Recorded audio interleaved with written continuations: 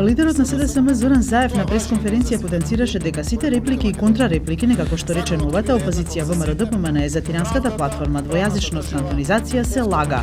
Тој потенцираше дека демократските процеси бараат трпение, посветеност и грижа за интересите на државата и совест, а дека домашната и меѓународната јавност веќе го виделе лажниот патриотизам на лидерот на ВМРО-ДПМН само за да не ја придаде власта.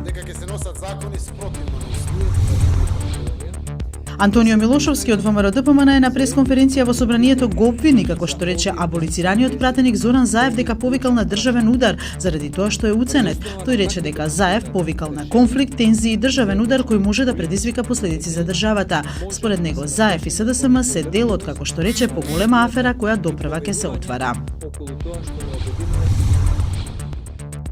Унгарскиот премиер Виктор Орбан вчера се соочи со остра дебата во Европскиот парламент во која најголем дел од претениците го осудија неговото провокативно однесување на штета на европските вредности. Орбан го нападна Џорџ Сорос како штетен за Унгарија, но немаше одговор на забелешките и повика на дебата со европските партнери за да се најде заеднички терен и разбирање.